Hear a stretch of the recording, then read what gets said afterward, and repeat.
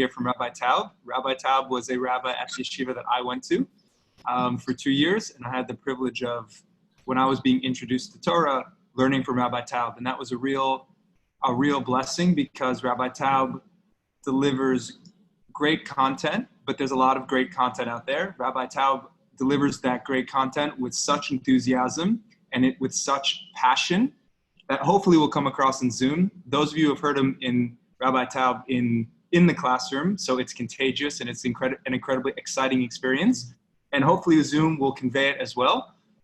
But surely we're in for some great content on Pesach, and Rabbi Taub will let you take it away. Can I jump in, Rabbi, before you speak? I'm sorry for doing this. Apologies. Just a quick, while we have everyone's attention, we know that a lot of you are going to be alone for your Sedarim this year, unfortunately. And some of you, in terms of running a Seder, might not really know what to do or how to do it. So we are putting out, you're going to see after the talk tonight, there's a link where you can sign up and put your name. You just tick that you would like an awesome Pesach pack. And in that Pesach pack is going to be a whole lot of really fun goodies. The most important part will be some really amazing ideas and talk points at different parts of the Seder that you can actually ask questions to your families and actually have amazing discussions. So I'm sorry for interrupting, Rabbi, but that I just... Evan. Yes. Yeah, send me the pack. Okay, we'll send you the online version, but all the goodies inside maybe we can't send. No. Send me whatever you can online. Okay. Done. Okay. And maybe even 1 or 2 pictures of the things I'm missing. Okay, sounds good. Sorry for interrupting. Okay. Okay. Amazing to be with you. There's a lot of things I want to talk about. I believe that actually most people miss the entire point of Seder night. I'm saying something controversial, but I believe that most people miss it. Now, what I'm going to do is I'm going to take a Haggadah, and I'm going to take you through the Haggadah based on actually the Haggadah that I wrote with a friend called the Malbim Haggadah. And I want to share with you the following.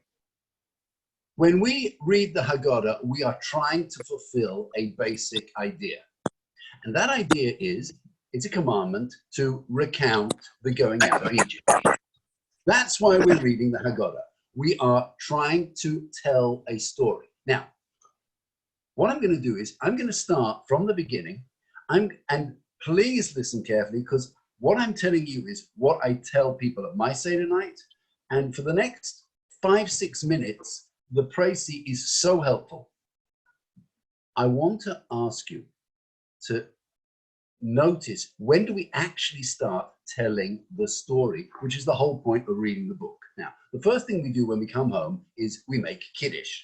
Is that telling the story? No. Next, Urchatz. We wash our hands for vegetables. No. Karpas, we eat some vegetable. No. Yachatz, I break a matzah. That's not telling the story. Then we reach a section called Magid, which means telling. This sounds promising. However, there are a number of paragraphs, and what I want to do is, which one do we actually start telling the story? Well, the first paragraph is Ha Lachma Anya. This is the bread of affliction. Anybody who wants, come and join us at our Seder night. That is a proclamation of invitation, not yet telling the story. Next, Manishtana, we ask some questions. That might be a prelude. That's not telling the story. Next, Avadim Hayinu, we were slaves to Pharaoh in Egypt. Now this sounds, maybe it's a story, but if you go through the paragraph, what it actually is doing is telling me why I'm going to be telling the story. And the paragraph goes something like this. We were slaves, God took us out, and therefore it's incumbent upon us to tell the story. In other words, that's why I'm going to tell the story when I'm going to get there. Next, that paragraph finished, I'm obliged to tell the story, and the more I do it, the better. That leads into a paragraph. 5 rabbis in Bnei Brak carried on telling the story the whole night till the morning. Not yet me telling the story. Next, one of those 5 rabbis speaks about mentioning the Exodus at night. There's a paragraph about that. Next, there's a paragraph that blesses God for giving us Torah. Why do we do that? Answer, we're now looking for the Torah source of the obligation. There are 4 paragraphs where our children speak to us, or we speak to our children, tell them the story. These are the Torah sources for my obligation. And in fact, 4 sons: wise, evil, simple, one who doesn't know how to ask. And in fact, the last one is the most important, because that obliges me to tell the story, even if my child doesn't ask a question. Okay, we've now got a source. Next, I might have thought that the obligation starts from the beginning of the month. This paragraph focuses on the timing. Next, there's some historical background.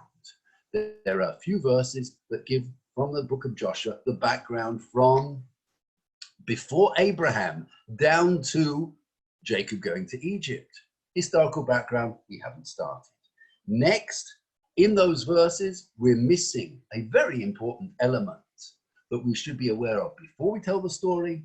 There's a special covenant between Abraham, God and Abraham, where God tells Abraham, you're going to be slaves forever. Descendants will be slaves in Egypt, but I'll take them out.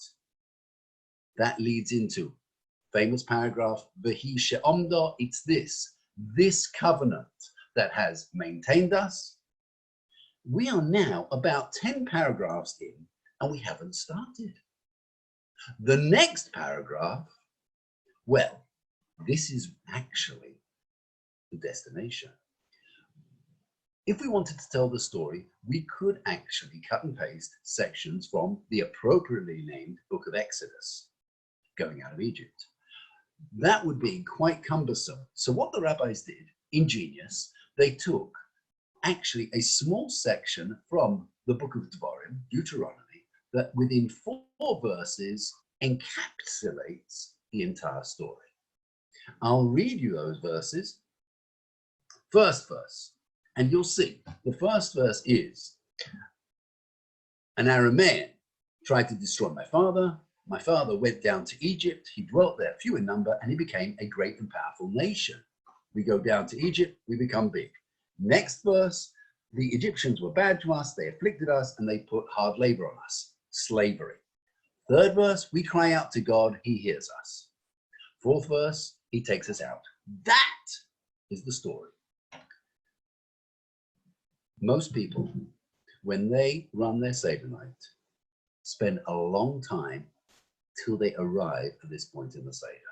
And I do believe they are missing the essence. All the earlier paragraphs are just to get me to this point.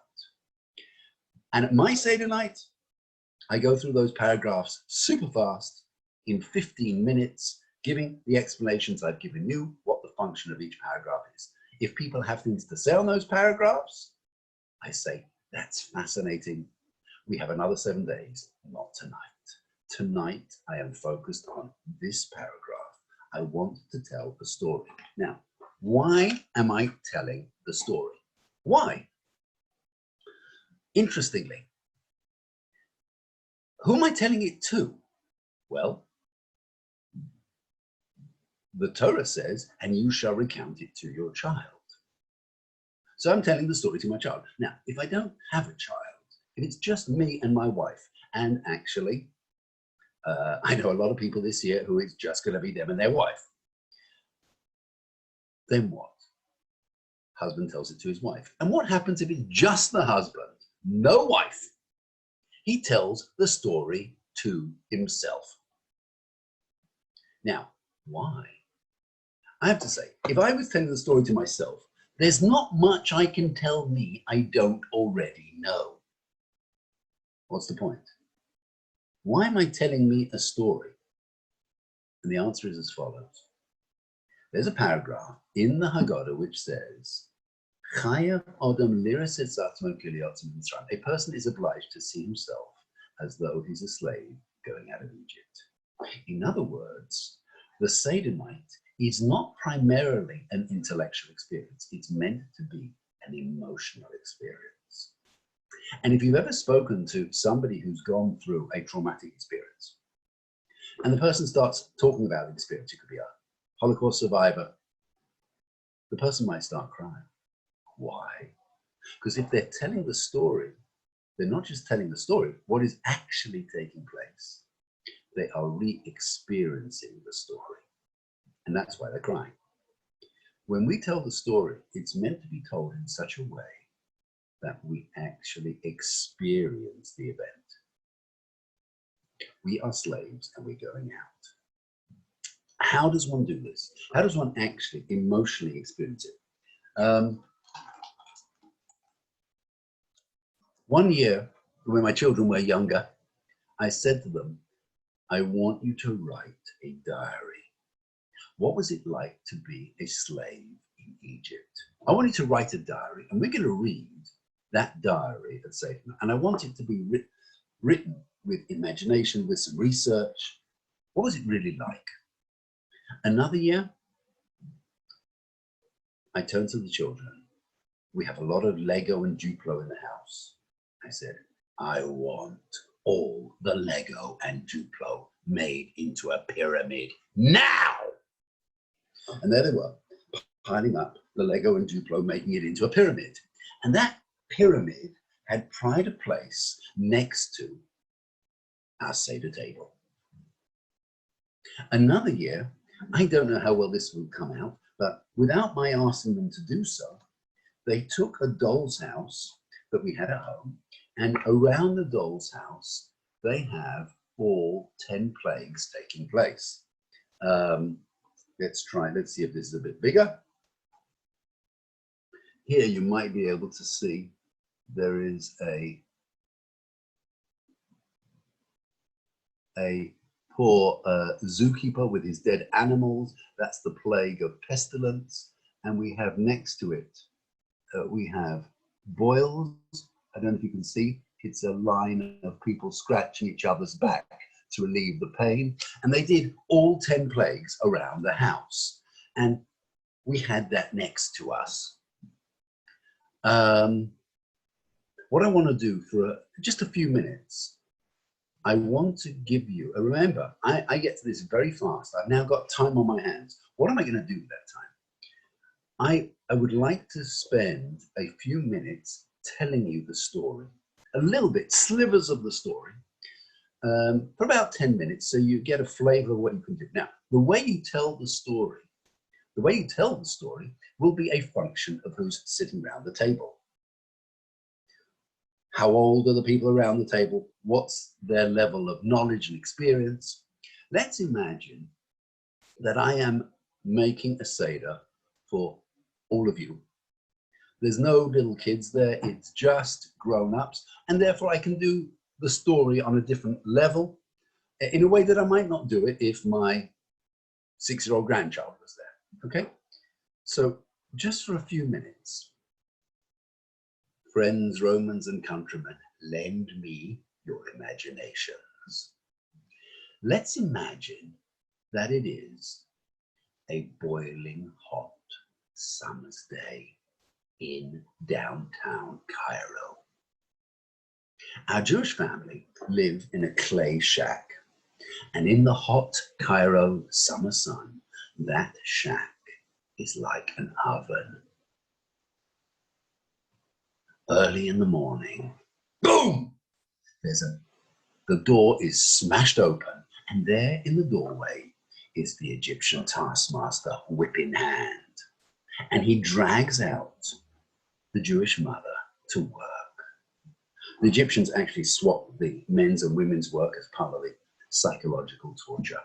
And she is working with clay and straw, making huge bricks to construct pyramids. And she's working out in the hot sun, and she doesn't have much water to drink. And the clay is drying hard on her and causing wounds, and pusses is coming out of those wounds, and the straw pricks into her hands, and blood is oozing into the cement mixture. And she's trying to lift these big bricks, and it's so hard because she is 8 months pregnant with 6 children. By the way, 6 children, not an exaggeration. They went from 70 to quite a few million in 200 years. Quite a rapid rate of multiplication. And she's being whipped. Meanwhile, back in the shack, the husband is dealing with 45 screaming children, and they are hungry and they are thirsty, and many of them need diapering, and he's going out of his mind. And he's so tired because the previous night at 3 o'clock in the morning, he had been dragged out of the home by his Egyptian taskmaster saying, "We're having a party and we need you." And he is dragged into the mansion. They put a candle on his head and they say, "You will be our candlestick." And they light the candle and they say, "If it drops, you're dead." And he has to stay still. And he can smell the food and the drink, and he's not given any of it. And he knows if he moves a millimeter, and his arms and legs are aching. By the way, the Egyptians will receive punishment for everything they've done. When will they receive punishment for this one? In the plague of darkness, when they can't move either. But that's going to be in the future. His wife comes home and she collapses on the floor, and he puts some water to her mouth. "Drink something, you must be so thirsty, please." And suddenly in the doorway is the taskmaster once again, and he looks down at her with contempt. And he says, "You didn't make enough bricks today." And she says, "I tried, I really tried. I did the best I could." "You didn't make enough bricks. You know we need a certain volume of bricks every day. And you know what happens if we don't have enough bricks. We need to make up the volume, don't we?" And he strides into the home, and he picks up one of the little children, takes it outside to the mixing trough, and throws it in. And the parents hear the dying screams of their child as it's mixed in with the cement. Now, ladies and gentlemen, are we feeling a little bit of slavery? I want to hear yes or no. Meg, is it yes or no? Unmute. Do you feel it? I'm feeling slavery. I wouldn't tell the story quite this way with my grandchildren. Do you appreciate that? Yes. But with an adult audience, if we're trying to feel some slavery, I want some drama in the story. Are you with me? Now, fast forward. Fast forward.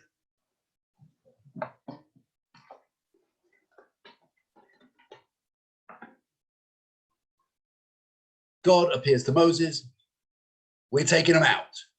Moses goes to Pharaoh. Let him go. No. A little while later, Ahmed is in his mansion, calmly having a glass of water. Suddenly, gosh, my gum must be bleeding. He suddenly looks at the cup. Can you see? It's all red here. Oh my gosh! He pours it out. He goes to the vat and pours. What comes out of the vat? It's all red. It's all blood. Oh my gosh. Meanwhile, in another part of the mansion, Fatima is having a bath.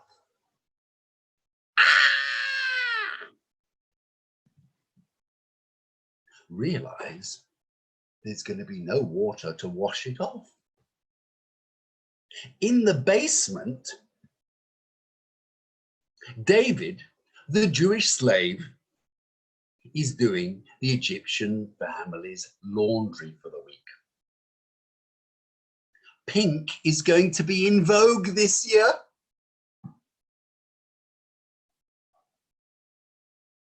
We could spend, I exaggerate not, 15 minutes on blood.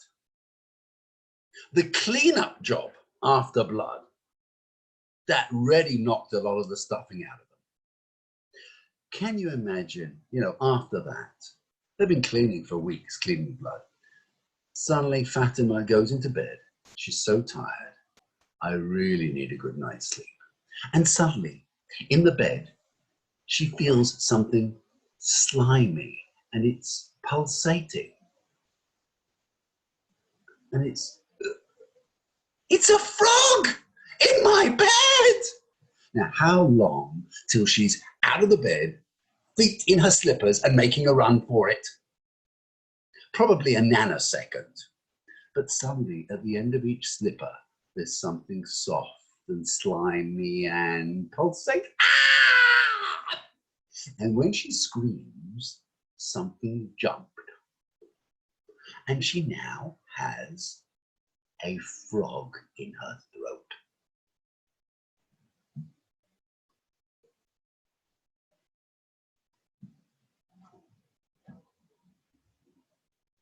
Frogs, you have no idea what. You can't sleep with all the noise. You can't lie down because your bed is covered with frogs. The chair is covered with frogs. You buy a loaf. You cut the loaf. What jumps out? If you're French, it's okay. The sandwich is ready made for you,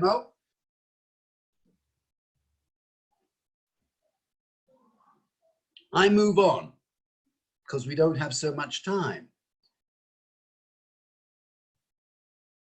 If we had more time, oh my gosh. Last plague, Moses comes to Pharaoh and says, tonight at midnight, all the firstborn will die. You are an Egyptian firstborn. How do you feel? Moses' track record is pretty impressive. I mean, he's been getting them right, hasn't he? You're an Egyptian firstborn. What's the first thing you do? Well, maybe you go to your life insurance salesman. Can I take out some life insurance? Sure, here's the policy. Clause 1, no firstborn. That was the one thing I made up. Everything else was sourced. Then the firstborn send a delegation to Pharaoh. This is serious. You've got to let him go already. And Pharaoh says, no. The firstborn say, we're not going to be the only ones to go. Oh no. If we're going, we're taking others with us. And they take their swords and they go out starting to kill Egyptians. And they kill many thousands of Egyptians. The verse in Psalm says, Lamakim Mitzrayim b'Bcharem, he smites the Egyptians with their firstborn. The firstborn killed Egyptians. Until at midnight, all the firstborn die. Now, the Egyptians know this is going to happen. Moses said so, but they're still in for a surprise. This is also the adult version. The Egyptian men and women were not loyal to each other. They had extramarital relationships. And actually, what's going to happen is the firstborn of every relationship is going to die. So Ahmed and Fatima suddenly find out at midnight that they have 6 dead children. I'm not going to discuss what that's going to do to their domestic harmony when they find out why there's 6 dead children. That's not for now. But there's 6 dead. Egypt is finished. That's the end. Finished. It will never recover. Next morning, knock on Ahmed's door. He walks to the door. He's a zombie. He's traumatized. And suddenly, in the doorway, is David, his slave. And Ahmed's thinking, he's probably come to make a shiva visit. He wants to comfort the mourning. But no, David says, excuse me, do you have some gold and silver and jewels and precious jewels, expensive clothing you could lend me? And Ahmed goes, sorry, we don't have any. And David says, really? You know, in your bedroom, you know the drawer behind the door at the back there, beautiful stash of jewels there? And he starts giving an inventory of the entire house with all the hiding places. Now, how does he know? Well, when there was the plague of darkness and the Egyptians couldn't move, well, the Jews went round and looked at all the hiding places and they knew everything in the house. And actually, the Egyptians realized, hello, when I was like this, he was sneaking around my house. If I was Ahmed, I would kill him on the spot. But miraculously, he says, oh, you're right. I completely forgot. Please come on in. Make sure you don't trip over Mustafa here. Clothing, take as much as you want. There's a whole lot of people who won't be wearing it. And David is loading up donkey after donkey after donkey after donkey. Oh my God. Now, I remember the days when my family and I used to go out on, you know, hikes and trips together. Maybe my wife and I are not very good parents, but the time it took for us to take the children from our apartment to get them into the car, ready to go, it took forever. You know, if there's any parents here, maybe you could relate to this, but you know, we've got the children dressed, we're ready to go. We've got, one's in the car and he says, I forgot my sun hat. We have spare sun hats when we get there. I'll give you one. I didn't wrap myself in. Mum has some suntan lotion. She'll rub you in the car. And eventually I've got them all in. I've closed the door. This has taken about 35 minutes. I forgot to go. And it probably takes about 40 minutes just to get them from the house into the car. The Jewish family, all the Jewish families, millions of them, with all their donkeys of riches, from their homes to outside Egypt in less time than it takes for the dough to rise, 18 minutes. As far as I'm concerned, that is the greatest miracle of the story. In fact, it makes splitting the Red Sea seem absolutely child's play. This is the miracle. And they are going out and they are singing, let freedom ring. No. We have spent maybe 15 minutes telling the story. Do you have a flavor of what can happen on a Seder night? Give me a thumbs up if it was okay. Yeah? Can you imagine what we could do if we had 2 hours? Yes or no? Yeah? And I'm going to ask a question. Do you think the children are falling asleep when we're doing this? Chelsea, are the children falling asleep? No. Why? Because it's an emotional experience. I want to show you, you know, I've been teaching how to run a Seder night for a while, and I have the most amazing students. One of my students from Houston, Texas, wrote me a letter about how she took some of the ideas and ran with them. One Seder night, she had 10 people at her Seder. 10. Each chair became a plague. The one that I think is the most challenging is how do you do the killing of the firstborn without it being too graphic. I don't know if you can see, but she has, on the back of the chair, she has doorposts with blood, which is what saved the Jewish homes. And if you look carefully, the whole wall, as was the other wall, is a mural of going through the Dead Sea. It's all blue with fruit and all kinds of other wonderful things that were there when they went through. And she actually had the going through the Dead Sea experience. Have we lost each other?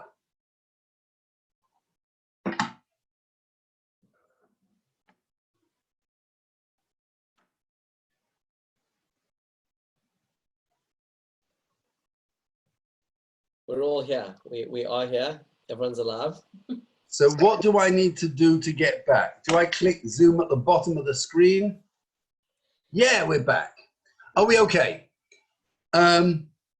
She sent me, actually, a few years, a little while later, she sent me about another 70 photographs with a description of what was going on in every single one. I will just show you two, because I think they're amazing. Over her living room table, the dining room table, there were two light fixtures. What can you do with two light fixtures? Look at this. This is the pillar of cloud and the pillar of fire taking them out of Egypt. Isn't that just great? Isn't that phenomenal? Again, a whole load of students have sent me pictures of things they've done. I will just show you my own personal favorite. My own personal favorite, I think, would have to be this one. If you know, and I didn't actually describe it when we were telling the story of blood, but actually, she made a large one of these as a centerpiece, and then she made small ones as dessert. Well, what are you going to have for dessert? No, it's not frogs. Are you ready? It's brilliant. My students are brilliant. It says done. And when the Egyptians and the Jews drank from the same cup, you see the two straws? The Egyptian would drink blood and the Jew would drink water. Now, how do you make one of those? Isn't it great? You fill it up half with red jello. You put the cellophane or the plastic wrap on the front. Yeah, stop it falling out. It sets hard, and then you fill the other half up with clear jello. Isn't that just brilliant?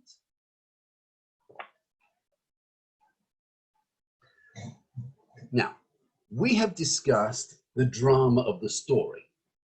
What I want to do now is, our rabbis understood drama. They really understood drama. And they put in all kinds of stimuli into the Seder night so that we feel the drama. I'll give you an example. We eat bitter herbs. That's meant to be a tactile association for a bitter experience. When we eat it, I'm meant to have an association of slavery. Use it, method acting. Another thing we have at the table, charoses, which is a mixture of apples, cinnamon, wine, ginger, dates, and it's meant to look like and have the consistency of the mortar that we were working with. Now, I'm not suggesting you do this with the communal charoses bowl, but take a little bit of charoses, perhaps, and stick your fingers in, and imagine your whole body is covered with this stuff because you're working with it. Use it to help you feel it. We don't have time, but I'll give you a little bit of homework. Matzah. What is matzah actually about? And I'm sure the awesome package deals with this. On the one hand, we're told, and we say this at the beginning of the Seder night, this is the bread of affliction. It's slave bread. On the other hand, when we ask the question, why are we eating matzah? Oh, we went out so fast, it didn't have time to rise. Is it slave bread or is it freedom bread? Whatever it is, you should know. And when you eat it, it's meant to be creating association. What else do we do at Seder night? Well, we lean. You know, Roman emperors, clusters of grapes, sort of, you know what I'm talking about. Yeah, we're acting out aristocratic freedom. Now, I'm going to let you into a secret. Not so many people know this, and you will be one of perhaps the few that know this. In the Haggadah, you will see instructions.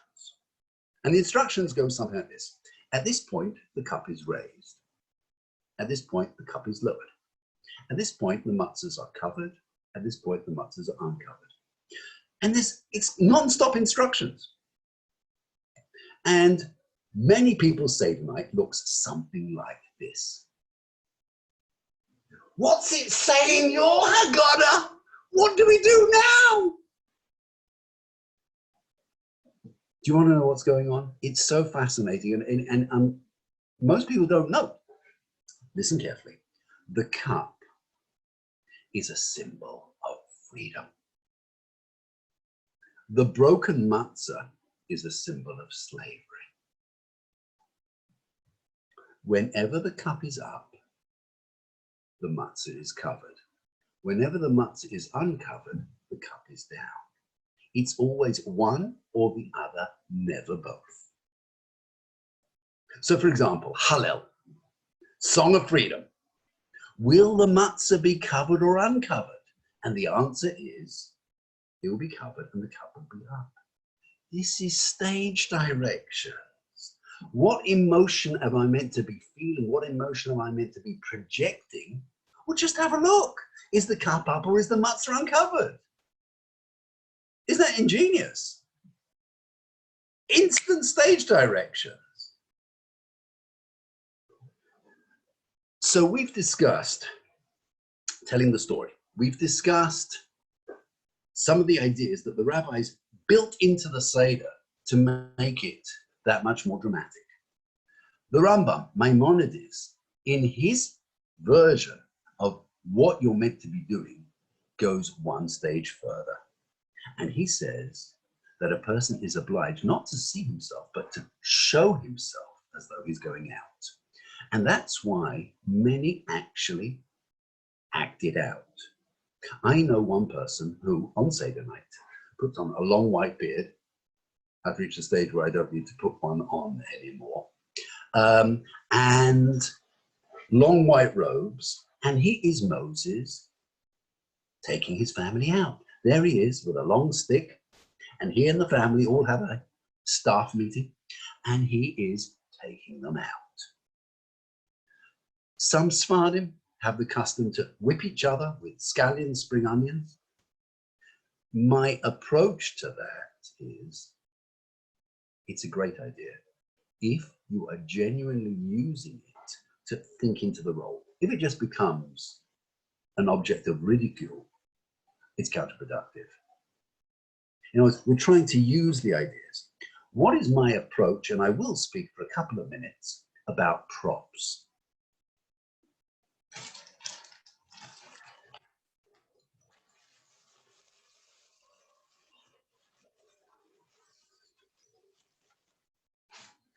One of my students bought me, very kindly, the 10 plagues in a bag.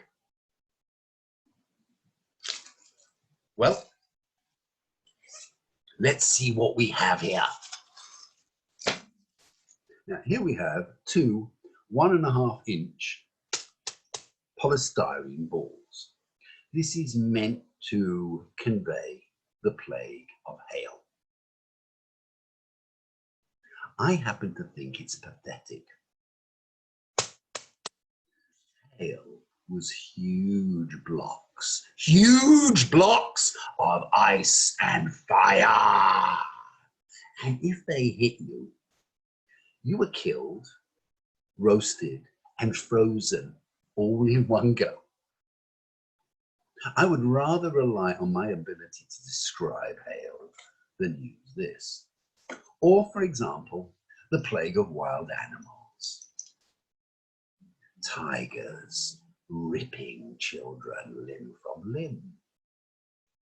Gorillas grabbing hold of people, climbing up to the top of tall palm trees and dropping them down to the ground where they smash into I don't know what. For me, this doesn't do it. Or, how's about this? Plague of darkness. No. This is their version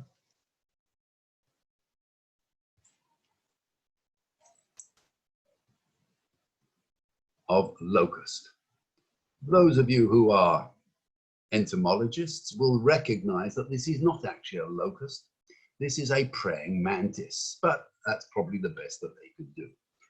One young lady I taught, actually, before Pesach, went out. I have the most amazing students. She actually went out and bought a cage of real locusts.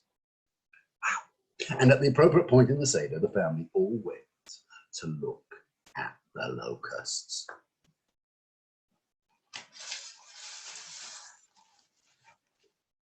Now, I don't know if I would actually go that far.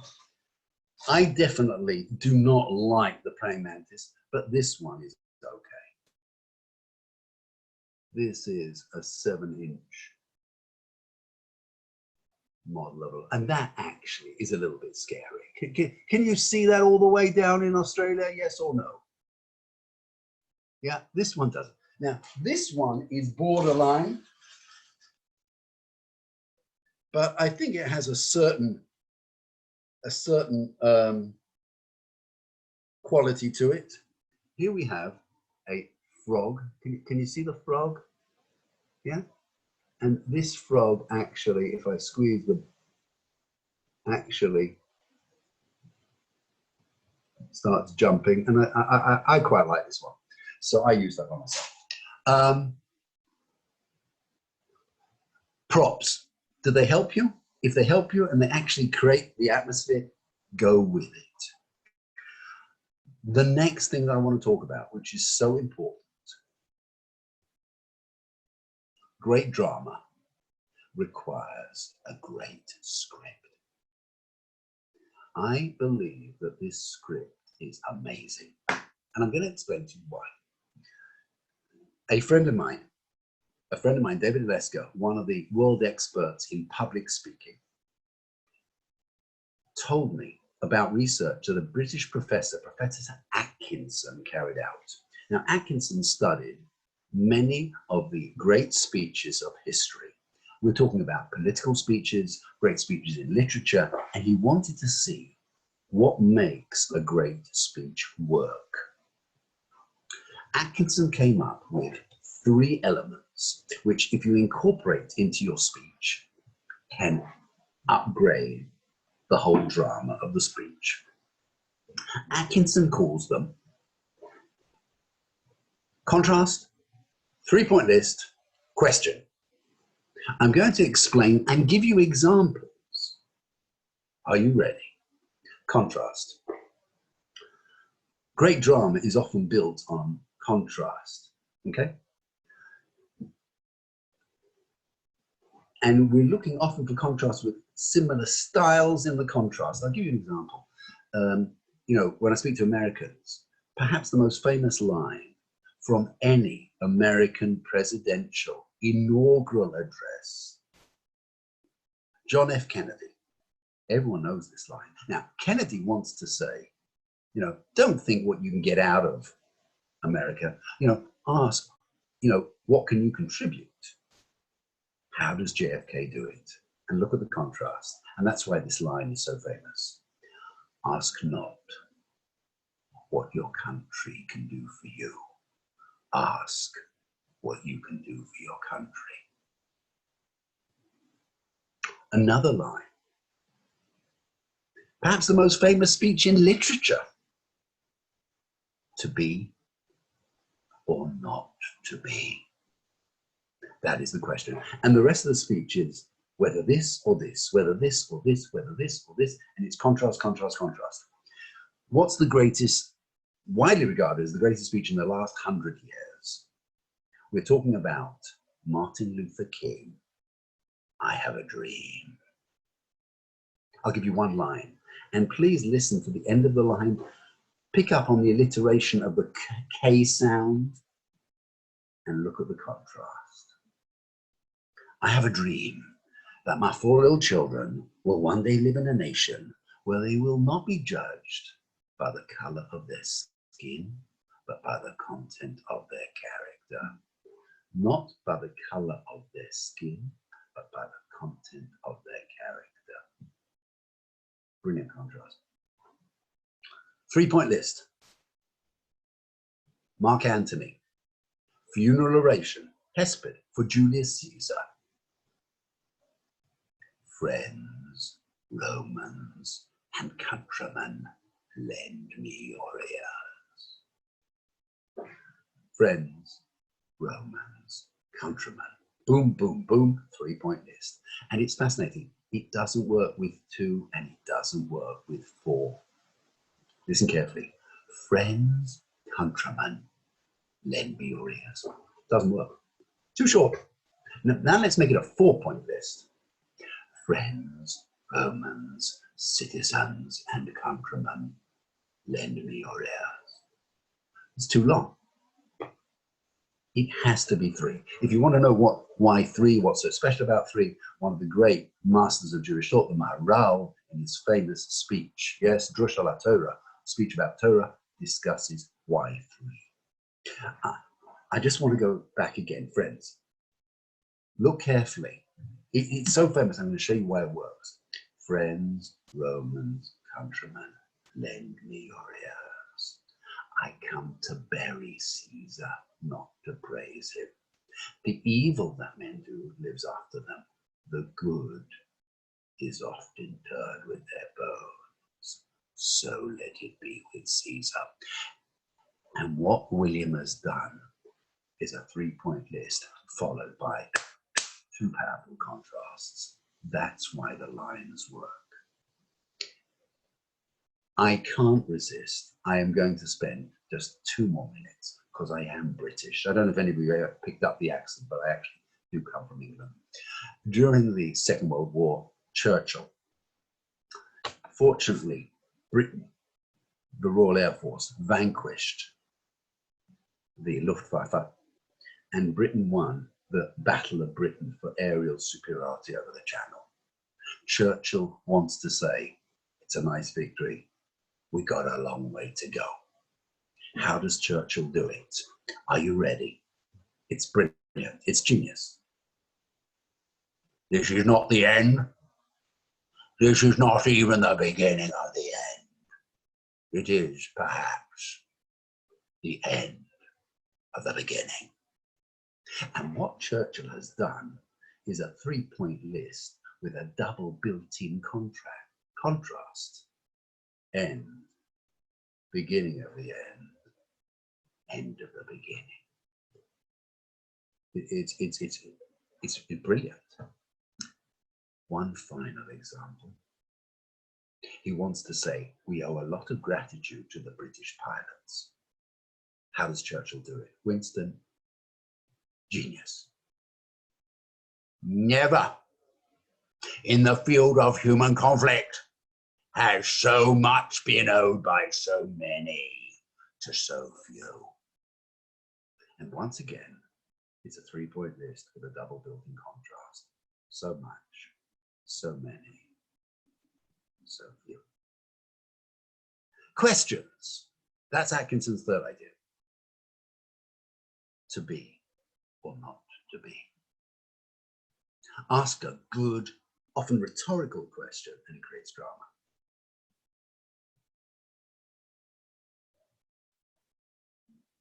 Ask not what your country can do for you. Isn't that brilliant? 2 contrasting questions. Now, you probably are wondering, why is this rabbi going on about, elements of great speech? I mean, we're interested in Seder night, surely. He's wasting our time. I'll tell you why. I went through this text, the Haggadah. I can't even begin to tell you how many 3-point lists, contrasts, and questions there are. When I read this, I'm reading Shakespeare. And I read it as a script. Can I share with you 3-point lists? Are you ready? Just a few. Pesach, matzah, omara. Dam, v'esh, v'simras ashan, blood, fire, and smoke. We even, it's brilliant, we turn a 10-point list into a 3-point list. We take 10 plagues and make it a 3-word acronym. Tzach, Hadash, Ba'achav. The number of 3-point lists, and when I say those 3-point lists, it's friends, Romans, and countrymen. Contrast. Share with you a beautiful idea. Right at the outset of the Haggadah, when we ask those 4 questions, and what I'm telling you is based on the Malbim Haggadah, What's going on? Why 4 questions? 2 of the questions focus on slavery. Why are we eating matzah, bread of slavery? Why are we eating bitter herbs? On the other hand, why are we dipping, yeah, cocktail parties? And why are we leaning? That's aristocracy. And the answer is contrast, slavery, freedom. Right at the outset, we have that emotional impact of contrast. There are, might say, a clash of symbols. I'll give just couple more examples of contrast. Initially, we were idol worshippers, but the Holy One, blessed be He, has drawn us to His service. And the contrast is, because we were idol worshippers, the contrast of serving the Almighty today is that much more powerful. I will give you my favorite, and this Shakespeare, eat your heart out. After we've told the story, we say a person is obliged to see himself as being a slave who's leaving. And that leads us into the following paragraph. Therefore, we're obliged to praise God. And that paragraph says the following. Please listen. He took us out from slavery to freedom, from despair to rejoicing, from mourning to festivity, from darkness to great light, and from subjugation to redemption. Therefore we will sing a new song before Him. Hallelujah. Did you pick that up? 5. Contrast. Boom, boom, boom, boom, boom. When I see a paragraph like this, I'm thinking, Shakespeare would have been delighted to write that. It's amazing. I'm going to leave it up to you to spot the contrast, and there are many. I will just ask you one more question. Questions. They create a drama. How many questions, if you had to guess, how many questions are in the Haggadah? Take a guess. Somebody unmute and give me a guess. How many questions there are? Dean, give me a guess. How many questions in the Haggadah? Go for it. 18. 18. Okay, Dean's guess is 18. Can I tell you, I went through it myself. Listen, Dean, are you following me? Yeah. Who knows 1? Who knows 2? Who knows 3? That's already 13 questions there. I actually made a count. I went through it as thoroughly as I could. There are 45 questions. The gematria, the numerical value of 45 is ma, which is the very first word of the first question. Ma nishtana. And there are 45 questions in the Haggadah. I've never seen anybody say that. I find it fascinating. What do you say? Amazing, no? 45 questions. Perhaps, for me, the high point of Seder night.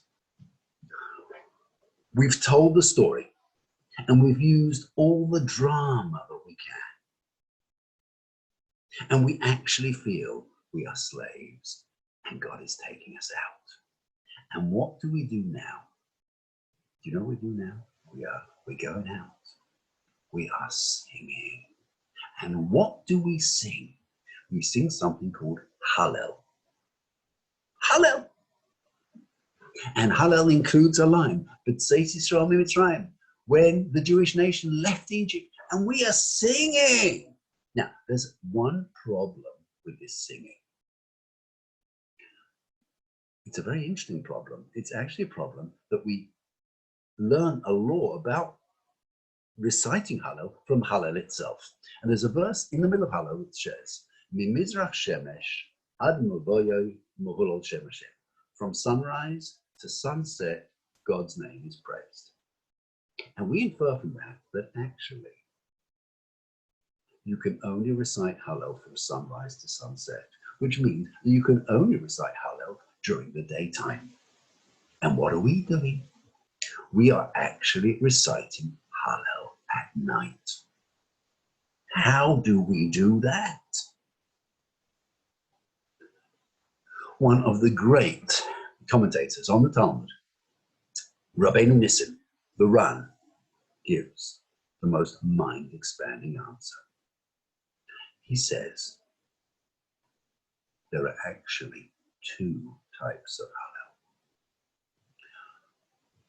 When we are commemorating a miracle performed for our ancestors, Hanukkah, the miracle of the war, the miracle of the oil that lasted, we're commemorating their miracle. That is called Hallel. And it can only be recited during the day. The Ran continues. There's another type of Hallel. And strictly speaking, it shouldn't be called Hallel. The Ran says it should be called Shira, song. And that's when you have been saved.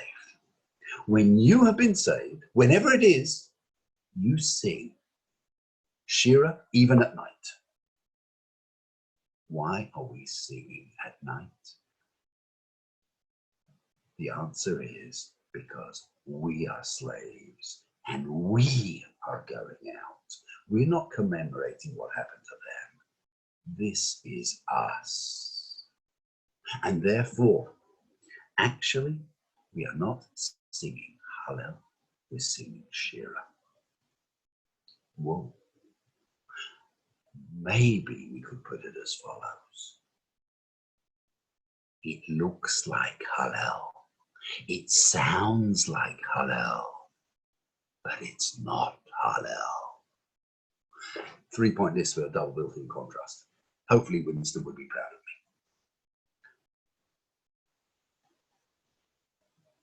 That's what we're going for.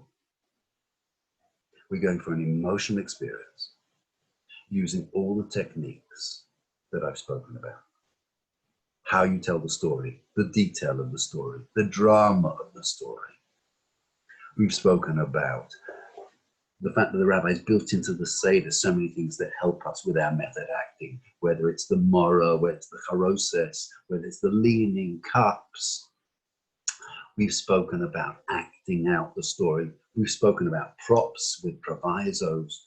We've spoken about the drama of the script.